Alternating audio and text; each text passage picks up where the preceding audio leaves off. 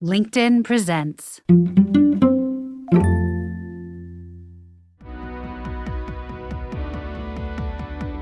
Resilience, self-awareness, and authenticity. They all take practice. Here's how. I'm Maura Aarons-Mele, and this is The Anxious Achiever, the show that looks at the intersection of mental health and work and asks, how can we do both better? If you're interested in the story behind the business headlines, check out Big Technology Podcast, my weekly show that features in-depth interviews with CEOs, researchers, and reformers in business and technology. Hi, I'm Alex Kantrowitz. I'm a longtime journalist, CNBC contributor, and the host of the show. I empty my Rolodex every Wednesday to bring you awesome episodes, so go check out Big Technology Podcast. It's available on all podcast apps. We'd love to have you as a listener. I'm Tomer Cohen, LinkedIn's Chief Product Officer. If you're just as curious as I am about the way things are built, then tune into my podcast, Building One. I speak with some of the best product builders out there. I've always been inspired by frustration. It came back to my own personal pain point. So we had to go out to farmers and convince them. Following that curiosity is a superpower. You have to be obsessed with the human condition. Listen to Building One on Apple Podcasts or wherever you get your podcasts.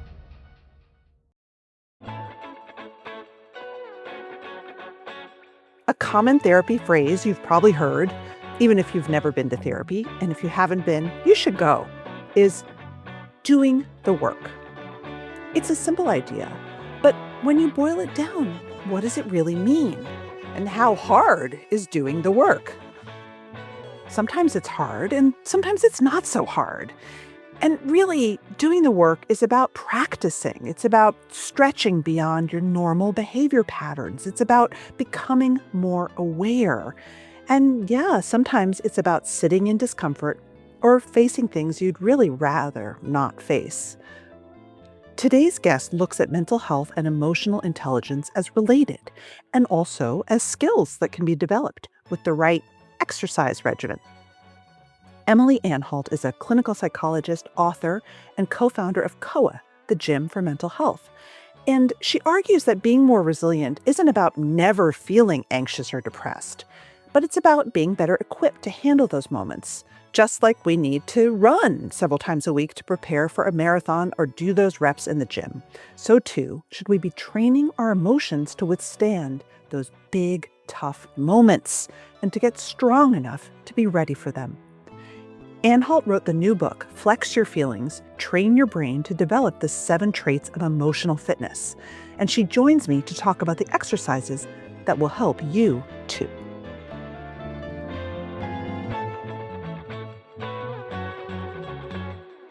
You know the answer to this. I think my listeners know the answer to this, but I'm going to ask you anyway. Why is emotional intelligence so important for leadership? I don't know if everyone actually knows the answer to this because it's really not talked about, So, I'll start by defining it. So emotional fitness is the ongoing proactive practice of strengthening your mental and emotional health so that you can navigate life's challenges with self-awareness and resilience and adaptability, and so that you can lead in an authentic and effective way. And just like physical fitness isn't about never getting tired, but about recovering faster, emotional fitness isn't about never feeling stressed or anxious or frustrated. It's about knowing how to work with these emotions rather than against them. And these days, where so many people are feeling burnt out and anxiety and self-doubt are all over the place, emotional fitness, I believe, is the key to really showing up fully as a leader and in life. And being strong. Fitness is about being strong, ultimately. Absolutely. There is a strength that comes from being able to have agency over the way you show up emotionally at work and at home. Yeah. I think a lot of modern workplaces tend to focus on performance without realizing that emotional fitness drives performance. If your employees don't feel psychologically safe, if leaders don't have emotional awareness, they're going to struggle to inspire other people. And so I believe the future of work is not just about skills, it's about emotional intelligence. We're at a uniquely punishing time when it comes to soft skills. Mm-hmm. Joe Nye, the famous Harvard professor who invented the concept of soft power in international relations, wrote an op-ed last week, saying this current climate, this current administration is doing everything to emphasize being hardcore and hypermasculine and hard skills and hard power when it is truly the soft power that has kept us safe in the post-World War II era. This is not a show about geopolitics, but, I was thinking about this. You asked the question in your book, why does society so often privilege hard skills over interpersonal intelligence? And, you know, we're talking at a time in which these skills and even the words along with them, like mental health, have been deprioritized by business and by government and our top leadership. And so how do we begin to change this? How do we begin to help people understand that being emotionally resilient is actually tough? It's badass. Right. It's strong. There is this idea that emotional people are weak when actually, my experience is that the people who fight their emotions end up being controlled by them.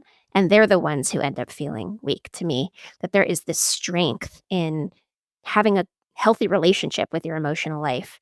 And really, the way I think we change it is from the top down. Leadership has to start, just like parents can tell their kids to do something all day long, but if parents aren't doing it, there's only so far that it's actually going to go. Yeah. Similarly, at work, leaders can tell their employees, oh, we want you to tend to your mental health and be emotionally strong. But if leaders aren't doing it, that change probably isn't going to happen. So I think that's really important. And then, I grew up in Silicon Valley. I've been working with founders and VCs and high achievers my entire career. And hard skills are often really prioritized and important when you are getting something off the ground, when you are going from 0 to 1 and you have to push forward and, do an insane amount of work in a very small amount of time and convince a whole bunch of people that you know exactly what you're doing. But what became very clear to me very quickly is if you want a sustainable business of any kind, if you want one that will actually succeed over the long run, you better tend to your relationships because business is ultimately a series of relationships. And the relationship you have to yourself and to the people you work with is the place to start. If you think that just being exceptional at coding is going to get you to the end goal that you want to go, I think that you're really not seeing some very important truths about how businesses work over the long term. Yeah, 100%. And also AI. Just throw that one in there. Another question that you pose that I love so much is you ask, can we shift our mindset? This is the question you kind of posed to yourself, I think, as you were starting this body of work. Can we shift our mindset about mental health care to look more like going to the gym and less like going to the doctor? Yeah. And what does this look like at work? So this comes from this idea that mental health has this real dichotomous energy in our culture where you're either mentally healthy or you're mentally ill. And the vast majority of people are somewhere in the middle.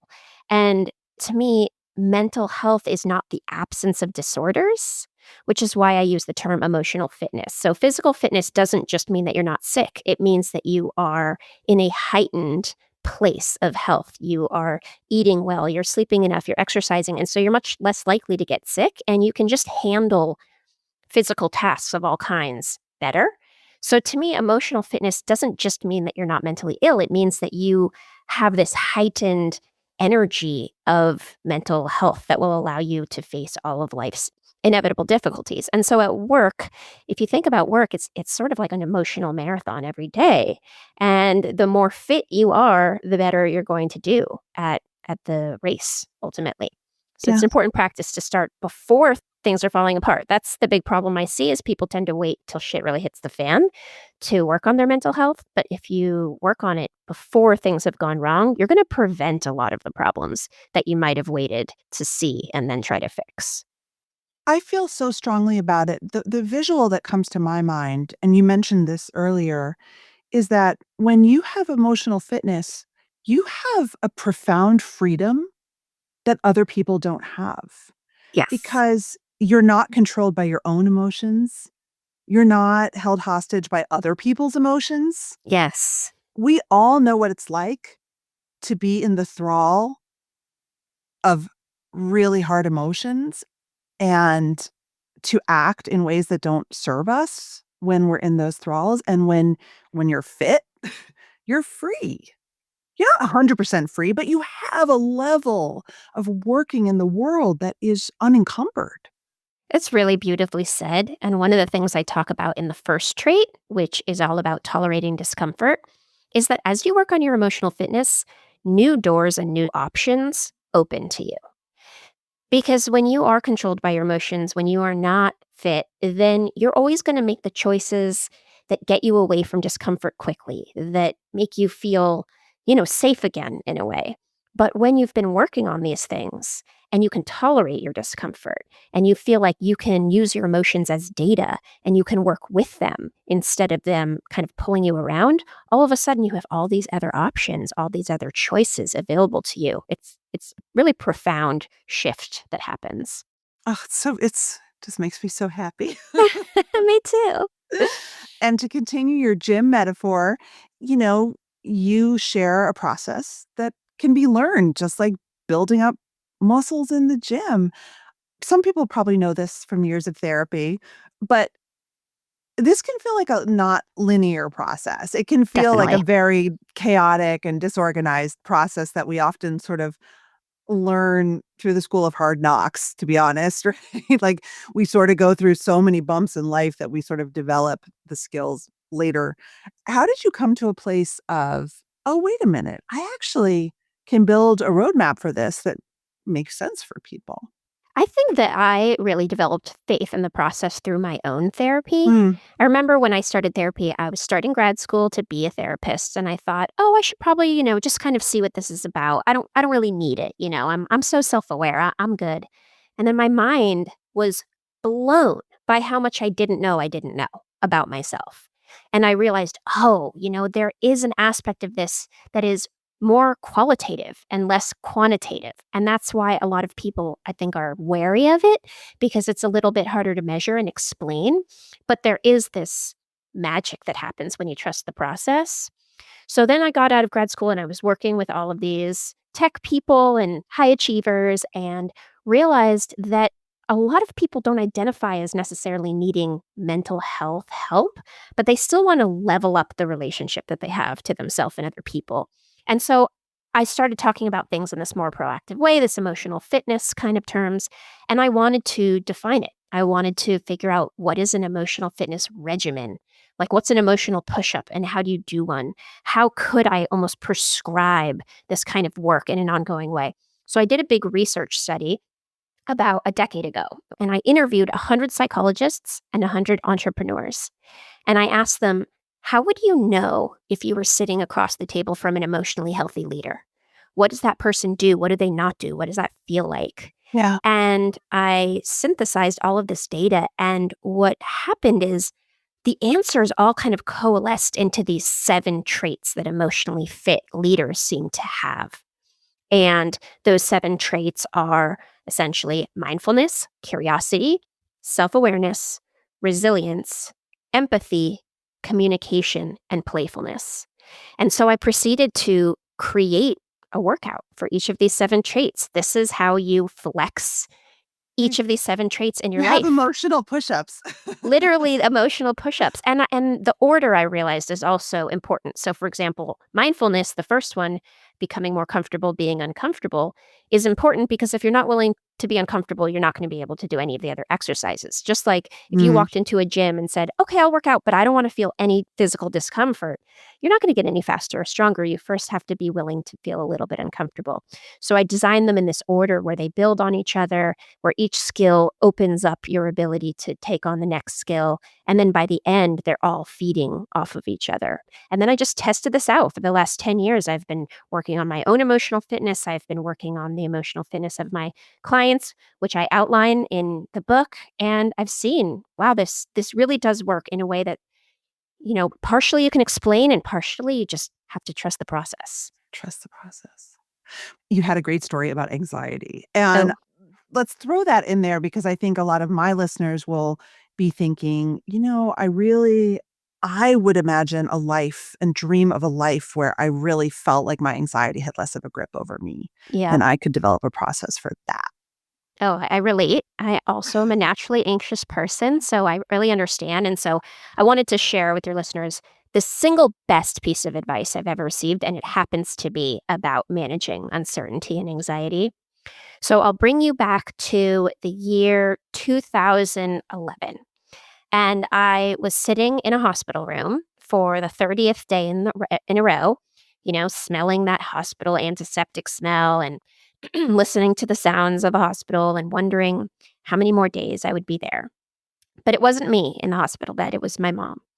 And she had been there for a month in a coma. And she was in a really precarious position. And every night the doctors told us she's not going to make it through the night. You should say your goodbyes. And then every morning she was still holding on, but not in a way that inspired a lot of confidence. And so, of course, I was on this roller coaster of anticipatory grief and anxiety, just constant worry about what I was going to do. But luckily, a family friend came over one day to keep me company. His name was Bill, and Bill was an oncologist. So he had a lot of experience sitting with families who were facing loss and who were very anxious about losing loved ones. And I was sitting with him and I was like, Bill, what am I going to do if my mom dies? How am I going to handle it emotionally? How am I going to handle it logistically? I was still young. I had no idea how I would exist in the world without her yet. And I was so anxious that I was barely functioning, truly. And Bill, with this very calm energy that he had, put his hand on my shoulder and he said, Emily, the version of you that will handle that difficult thing, if and when it happens, will be born into existence in that moment. And that version of you will have more life experience and more context and more ability to handle that hard thing than you do now. It makes sense that you don't know how you're going to deal with it because the version of you that will deal with it doesn't exist yet. But you have to trust your future self to handle future problems. So this advice just blew my mind. And I've used it every time a really big scary thing is happening in my life, but I use it when there are even small scary things happening in my life. If I'm not sure how I'm going to do on a presentation or if I worry I'm going to miss the bus, I can tell myself, you know what? Future me is a badass. She will figure it out. I'm going to bring myself back to what's true right now. My only job is to handle the present moment. I'm going to let future me handle future moments. It's been a real game changer for me. So I love that. I actually wrote this down in my notes. And a sentence that you write is anxiety is suffering future pain, often unnecessarily. And so by trusting your future self, you are saving yourself a lot of pain. For sure. My mom made it miraculously. My God. And so if I had spent that whole month trying to prepare or trying to be okay with something that hadn't happened yet, I would have suffered unnecessarily so much. There's something to be said about preparing when we have control over something. You can practice if you're nervous about a presentation, right? But if you don't have control over something, there's no need to take on the pain, to rush out to meet your suffering.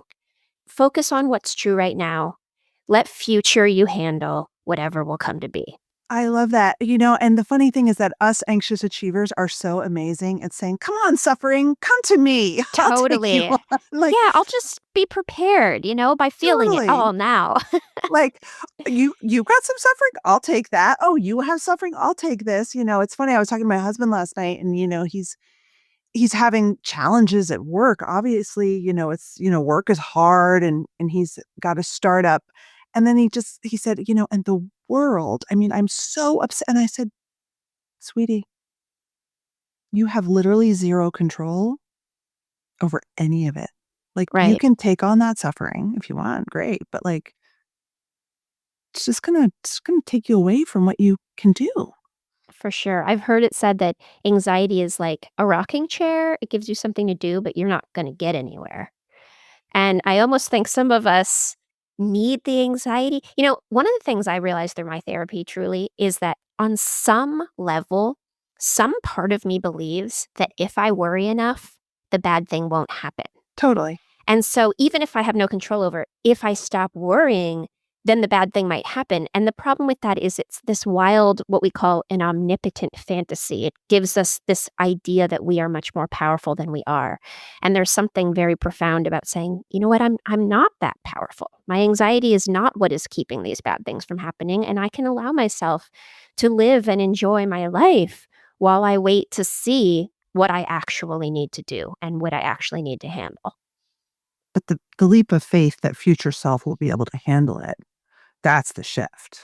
Yeah, but think of all the times you've handled things that you would never have guessed you'd be able to handle. Like even sitting in that hospital room, if someone had told me a year before, hey, your mom's going to be in a coma for 30 days and it's going to disrupt your entire life and family, I would have really worried about how I would handle that. But there I was handling that, So think about all the times you've gotten through more than you might have guessed you'd be able to, and use that as evidence that you are continually becoming a new version of yourself who can handle things that present you couldn't even imagine yourself being capable of yet. So your first principle is mindfulness and being able to sit in discomfort, not run away from it. Right. Can you give us a précis and maybe a push-up? Sure. So the most basic one ultimately is to think about one thing that makes you a little more uncomfortable than it seems to make other people. And this shouldn't be something that sends you into a complete panic. It should just be something that you don't love the feeling of. So I guess I'd ask you, Maura, what is one thing that makes you a little bit uncomfortable? Something that makes me really uncomfortable that I think doesn't make a lot of other people uncomfortable is, although maybe it does, is trying to explain myself in a meeting. Oh, Yeah. interesting. Like, a lot of people just seem to think that their opinions are totally valid and they are completely free to just but for me, it's very even at my stage in my career, it's hard for me to, like, take up space. I come up with Mm, a opinion very easily, but just feeling justified in, like, taking up space to claim it makes me yeah. very uncomfortable. That makes a lot of sense. All right, so then step 1 is figuring out something that makes you uncomfortable. Step 2 is figuring out what do you usually do to avoid that discomfort. So for example, do you just not speak up or do you say something that's not really what you wanted to say and then afterwards you have regrets, or what would you say you do to avoid that feeling of discomfort? I think ironically, I, like, blurt stuff out in meetings or I Mm. don't fully form my thoughts because 'cause I'm so anxious about trying to be understood. Right. Okay. That makes total sense. Isn't that funny the way that in trying to avoid one discomfort, we'll often create a worse type of discomfort for ourselves? That's the irony of mindfulness. All right. So then the third step is to think of a shock absorber, meaning something that can help cushion the discomfort a little bit so that you can make a choice that feels more aligned to your values and to what you want to do instead of the choice that moves you away from discomfort. So in your circumstance, maybe I'd say a shock absorber would be the next time you have a thought that you want understood, maybe you write it down first so that by the time you speak up, you feel like you've really put your mind in the right place. Or maybe you practice doing this in settings where you feel really safe, like within your family group or within your group of friends, and you build that muscle a little bit until your nervous system doesn't react so intensely, that kind of thing. So, what type of shock absorber do you think could help you ground yourself in that moment to make the choice that feels right instead of the one that makes you feel more comfortable? So I actually this is so great because what I learned over time is that I can write it down so that it's, like, well reasoned, or I can give myself the choice of don't say it now, send it later in a message when you feel you have more time to synthesize. And then that's a choice that I can make. Right, Sometimes it's worth the discomfort to get your point in now, and sometimes it's better to wait and really feel more confident. for sure. Okay.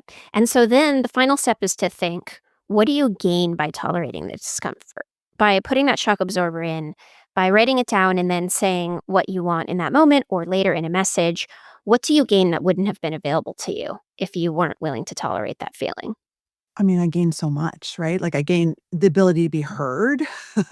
I gain the ability to probably stop like blurting and inserting myself in ways that aren't helpful. Yeah. I gain more mindfulness. Like I gain the ability to sort of be able to act in a way that is right for me rather than acting out of like anxiety. Absolutely. So, I mean, you knew all of this intellectually, right? But there's something about looking at, okay, there's this original discomfort I feel. There's this much worse discomfort I end up feeling in trying to avoid that discomfort. And then there's this really beautiful thing that I can achieve if I'm willing instead to just sit in that little moment of discomfort. And I Yeah. think once we lay that out for ourselves, we realize that the easiest choice is often sitting in that original discomfort. And then the more we flex that muscle, the less your nervous system will react, the more it will feel actually quite doable and not so intolerably uncomfortable. Hey, you! I'm Andrew Seaman. Do you want a new job? Or do you want to move forward in your career? Well, you should listen to my weekly show called Get Hired with Andrew Seaman. We talk about it all. And it's waiting for you, yes you, wherever you get your podcasts. I'm Tomer Cohen, LinkedIn's Chief Product Officer. If you're just as curious as I am about the way things are built, the insights behind what it takes to create a world-renowned product, then tune into my podcast, Building One. There's so much to learn, like how Patagonia innovates with its supply chain. We had to go out to farmers and convince them. It was really damn hard. Or the way Adobe thinks about the first interaction somebody has with Photoshop. I was always so fascinated by how people navigate and find their way. Ever wanted to know how Nike builds emotion into the Jordan brand? You have to be obsessed with the current state of the human condition. And it doesn't stop there. What about how Glean reinvented knowledge search with AI? You can learn about how a Michelin star chef is redesigning seeds for flavor and how Pixar is nurturing a creative culture. Listen to Building One on Apple Podcasts or wherever you get your podcasts.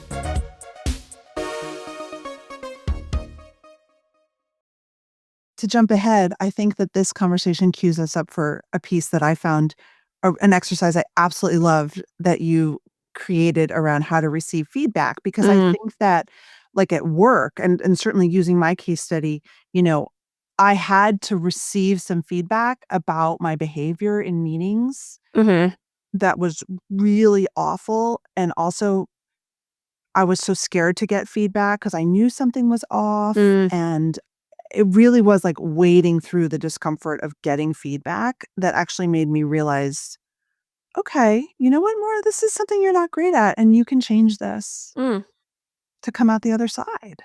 Yeah, we all are defensive about feedback. That's just a given. I never tell people you shouldn't care what anyone else thinks. It shouldn't bother you when people have negative things to say. Of course it bothers us. Of course, we should care what people think to some extent. We shouldn't let it rule our lives, but we should be open to how other people are perceiving us. But when someone does come to us to give us a piece of constructive feedback, I outline a 6-step plan to really take it in and make use of it. Yeah. So I'm happy to walk you through that. I would love it if you walked us through. And then afterwards, I want to talk about curiosity and how it loops into all of this. Sure. All right. So someone comes to you and says, hey, I really didn't love the way you showed up in the last meeting, and here's why, et cetera, et cetera. The first step is really just to take a breath and realize, okay, I'm getting some negative feedback here, and my first instinct might be to be defensive, but instead I'm going to lean in. And so the first thing you might say back is to mirror what you think you're hearing. Saying something like, okay, I think what I'm hearing you tell me is that when I show up in a meeting in this particular way, you feel frustrated or you feel railroaded by me or whatever it might be. This is just to make sure that you're even hearing them correctly. And, I'm a therapist, and so I'm reflecting what I'm hearing all the time. And it's amazing how often I'll reflect back what I think I heard and it's wrong. So there's something really important about making sure that what you're taking in is what's actually being offered. The second step is to give yourself just a little bit of space between hearing the feedback and responding to that feedback. Because when we do respond right away, it can be kind of defensive. So you might say something like, I want a few minutes to think about what you're saying before we talk about it. Is that okay? Can you come back in 5 minutes, or can I message you in just a few minutes? That kind of thing. There is an actual biological reason for this. Your body will sometimes go into fight or flight mode when you're hearing something like this to try to protect you, and that's not the best place to respond from. So you're actually giving yourself a chance to kind of come back to baseline. After you've had that time and you want to spend that time checking in with yourself about why you're feeling what you're feeling. What's coming up for you? Do you feel angry about the feedback? Do you feel misunderstood? Are you sad? Does it feel like lonely, like nobody understands where you're coming from? That kind of thing. Center yourself a little, examine it. Then when you call them back, thank them. Thank them for sharing. We forget that feedback is a gift. Even when it doesn't feel good to hear, someone being willing to tell you, this is how I'm perceiving you and how you made me feel, is a kindness. It's an investment in the relationship. So say thank you for that investment. And then the next step is to get curious, to ask questions, to understand what this feedback is all about. You can say, all right, I'm really ready to dig into this with you. Can you tell me more about what happened? How did it make you feel? If this exact situation were to happen again, what would you want me to do different next time? Or how could I show up for you better? And then once they answer those questions and you take them in, let them know that you're really going to think about what they've said and make time to do that. Because if you can take in what they've said, you can fold it into an opportunity to grow and become a better leader, a better version of yourself, etc. I mean, think of any parent or leader or person in authority who's actually willing to hear feedback and how much safer that environment feels than the one who's like, no, I'm in charge, I'm good. That's the gift that you're giving back to them by being receptive. And the way you respond to feedback is going to dictate everything about what they come to you with the next time.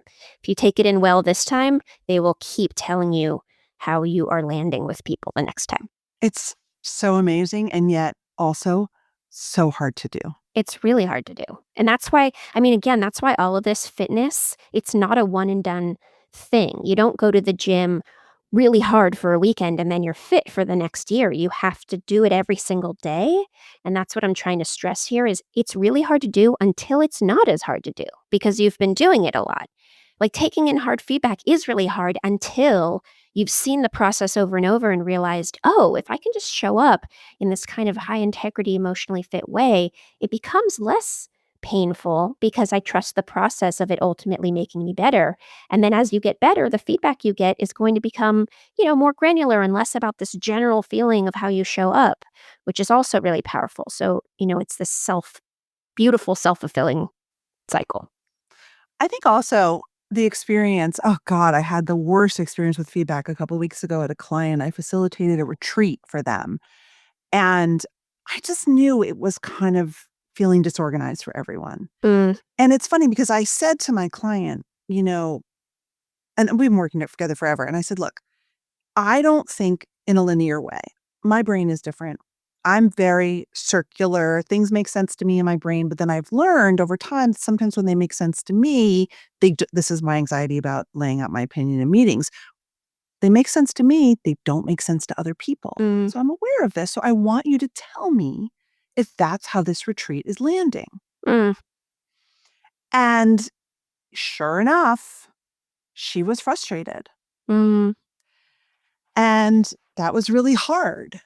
And I tried to be a grown-up about it. And then one of our colleagues said, why don't we send a survey out to the team and see what they thought of it? And I was really proud of myself because I was like, okay, let's do it. When you have the baseline of like, we have a relationship and you know that I'm basically good at my job, but here's one of my weak spots. The feedback is so much easier. To your point, like once you get the big global stuff out of the way, right? Getting feedback on specific things and accepting like, yeah, this doesn't land with people sometimes. I'm bad at this. It's not so hard. Which also speaks to what the next trait is, which is self-awareness. Okay, my favorite one. Your ability to say, hey, here's a thing that I know could be true. Let's keep an eye out for it together. That's very powerful. That is this beautiful type of emotional fitness that if you didn't realize that the way your brain works isn't always perfectly aligned with the way other people's brain works, then they might not feel like something was right, but not know how to put words to it. Whereas you said, here's what you might feel. If that's the case, let me know. And so that's what's beautiful about these traits is they all kind of feed into one another. Your self-awareness allowed you to be more curious, allowed you to take that feedback in, and your mindfulness allowed you to read that survey, even though it probably didn't feel very uncomfortable. And each time that happens, you're going to have more tools to show up in a way that does land with people the next time. So self-awareness is one of these things that we all know we should be. And I think a lot of us don't really actually know like what it actually means. You have a wonderful chart. What does self-awareness actually mean? I believe self-awareness is the ability to understand your own emotions and triggers and biases. It's the realization that you have agency in your life. I have worked with so many people that feel like life is just happening to them. They'll say, how do I keep ending up in these same kinds of relationships? And why do I keep feeling this way? Help me change everyone around me so that I can just keep showing up the exact same way, but feel better. And self-awareness is that moment where you realize, oh, I have to change if I want things to change around me. I am the common factor in all of my life circumstances. I'm the problem. It's me, as Taylor Swift said. Exactly. And, of course, we're all at the mercy of all kinds of societal things that we don't have control over. So it's not like we're the only problem in our life, but we have more agency than we often think and give ourselves credit for. So self-awareness is the willingness to examine that and to look at our patterns and own the things that don't feel like they're working and to try to run little experiments to make change to see what would work better. I have a question. This is actually probably a little bit particular for my audience, but maybe it's one you'll enjoy. One of the things that I was thinking about, going back to my example, is that I've learned through years and years now that like I'm neurodivergent, and my big circular chaotic thought process is very neurodivergent, and it really works for me and it really doesn't work for a lot of other people. And it's been sort of a thing. And I when I talk to neurodivergent leaders, a lot of us have the choice. This is not our fault that we're this way. It's something maybe we can change, maybe we can't. Maybe we don't even want to change it, but it's also something that is difficult for other people. Right. Enough that we need to be aware of it. What's your advice? What's your advice for the leader who has sort of come to this place of like, this is how I am. I don't even know if I want to change it, but I need other people to understand it so that it's not destructive. Well, I so relate. I'm also neurodivergent in that I have pretty extreme ADHD. And I did all of my doctoral research on adults with ADHD who feel that their ADHD has contributed to their success, not just made it more difficult. And what I think is the best approach with something like this is to come at it from two ways. The first way is to accept that you've probably been told your whole life that you should be shifting who you are to match your environment. And that actually something really profound happens when you start trying to gather the support and resources to adapt your environment to how your brain works instead. And that was one of the big things I found is that people who were given the resources and support to pick jobs that allowed their brains to work as is instead of trying to shift the way their brains worked did better, which is why a lot of leaders are neurodivergent, because leadership lends itself well to thinking differently, to jumping around in your mind, or to doing things in a way that haven't been done before, that kind of thing. So I think part of it is figure out how you can create a work environment that allows you to show up as you are. I think that's really important. And that can look like asking for accommodations at work. It can look like getting the support in the form of a executive assistant, or, we don't all have resources for all of these things. But if you do, make use of the resources you have to set yourself up for success. That being said, I do think that there's something powerful about taking ownership over the fact that we do have more power to shift things than we sometimes give ourselves credit for. And sometimes it's even just acknowledging that something can't shift and trying to mitigate that. So, for example, my ADHD brain, one of the ways it kind of gets in my way is I interrupt people a lot. And I don't mean to, and I've certainly tried to be different, but I just jump ahead. I have a thought and it's just coming out before I can even think about it, right? I'm vibing with you. So I just interrupted you. I'm vibing with you so hard right now. Yeah. You get it, right? And, I wish I could change it. I don't seem to be able to change it. It's not ultimately a benefit for me to be interrupting people. And so I've learned to do exactly what you did at that presentation, which is when I work with people, I will tell them, hey, heads up, this is something that I do. If I interrupt you and you weren't done talking, I want you to know you have full permission to be like, wait, 1 second, let me finish my thought. Yeah. Even if I'm your boss, even if, it doesn't feel like that's the right thing to say, please say it because I want not to be taking your time away from you. So just learning these little accommodations can be really powerful. And then lastly, I would say process the trauma of being told your whole life that you don't learn or work the right way, because that is what I found was actually more problematic. And the people who, remember being told in school that they were just lazy or that they didn't, do a good enough job, when really it's just that their bodies weren't meant to sit still for 8 hours. They have this idea of themselves of not being a good learner or not being worthy of being taught.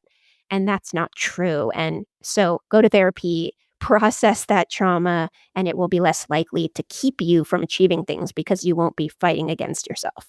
Yeah. And I think the self-awareness piece, though, of, you know what? This is a trait of mine that is gonna not work for a lot of people that I come across in my career. Right. I mean, as much as we want a world that is accepting of diversity, that can also be true too. For sure. 100%. And that we're not for everyone and not everyone is for us. And that's okay.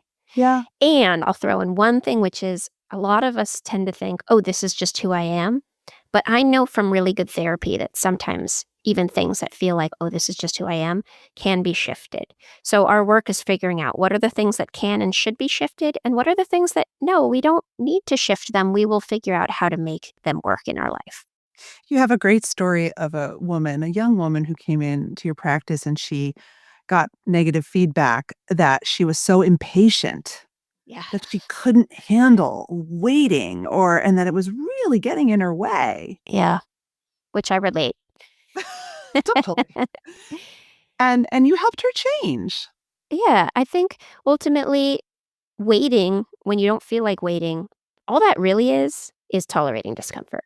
It's tolerating uncertainty. People who have trouble being patient, it's because there is something about the unknown that you want to make known before it's actually possible. And by learning just to sit in it and take some breaths and, again, trust that future self, it will shift and your body will stop trying to jump 5 steps ahead if you keep training it to stay in the moment. That's right. Okay, I want to end on playfulness. Okay. This is such a fun one. Why? Why playfulness in our emotional fitness gym? So playfulness is the last trait. And I think it's the last one because it's almost this beautiful culmination of everything else. And when I ask people the last time they played, they'll usually tell me a sports game or a board game or video game. And those are great types of play. But in the context of work and just general life, I define play the way improv people define play, which is being playful means saying yes and. That when someone comes to you with an idea, you'll meet them in that idea, you'll build on that idea, and together, the two of you will get somewhere that neither of you could have gotten alone. So when you think about it that way, brainstorming is a type of play. Any creative pursuit is a type of play. In fact, there's a quote that says that anything new that has ever come about is a result of play. And the thing about play is that it's vulnerable. When you play, your guard comes down naturally, which is scary for people who work hard to keep their guards up. People only play when they feel safe. And so as a leader, the more safe you can make people feel, the more playful, creative, collaborative, and joyful they will be. The leader who says, I don't really want to hear your ideas, versus the one that says, yeah, let's try things. If we mess up, we'll try again. It's cool. That leader's going to get to such better and more unique spaces with their team. But for a team to be playful, a leader has to model that it's okay and safe to be playful. So that's why I hope as you leaders read about emotional fitness, you'll prioritize play in your life. You'll say yes and to yourself and to other people. You will worry a little less about the destination and have a little more fun on the journey, and you'll end up getting places you never could have imagined. That's it for this episode of The Anxious Achiever. The show is produced and edited by Mary Dew with production support and sound engineering by Nick Krinko. If you like what you heard, head to your favorite podcast app. Leave us a review. It really matters, and we appreciate the time and effort it takes. And if you don't subscribe or follow the show already, now's the time. And let us know what you'd like to hear more of. I get some of my best ideas from my listeners, so find me on LinkedIn, send me a message. You can find my weekly newsletter there as well. A big thanks to LinkedIn and all the listeners out there and our guests in the Anxious Achiever world. Until next time.